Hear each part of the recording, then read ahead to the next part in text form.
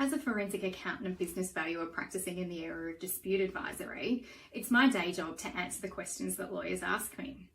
And while many of those things that they ask me are context specific, there are also a number of things that have general applicability. And that's the idea behind this series, to share some of those things with you. So whether you're a seasoned litigator looking for a deeper understanding of the accounting and financial topics that might affect commercial disputes, you want to get better at briefing experts, or you're brand new to litigation, there should be something in this series for you.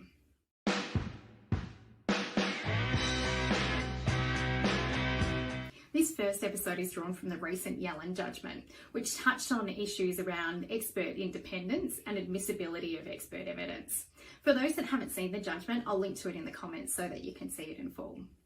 While many of the lessons that can be taken from that judgment are really geared towards expert witnesses, one of my clients asked me an interesting question about what can lawyers do to help protect the independence of their experts.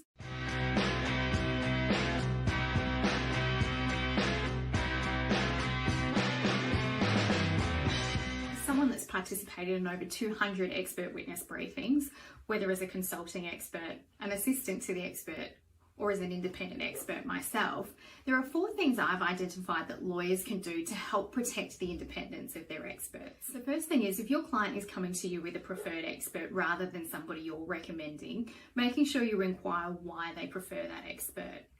Obviously, an existing relationship between the expert and your client is a red flag. Now, that doesn't mean that they necessarily can't be the expert, but it does mean that you might have to think about what mitigation you're going to put in place to protect the independence of that expert.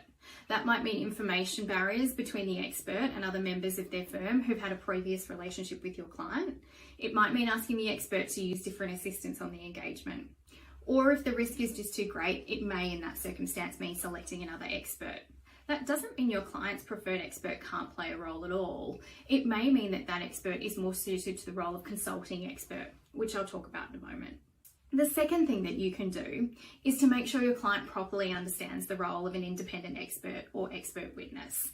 Clients often misunderstand, whether it's because they're paying the fees or because we're instructed by you who are in fact advocates, but they often misunderstand that an expert is there to primarily assist the court, not to assist them.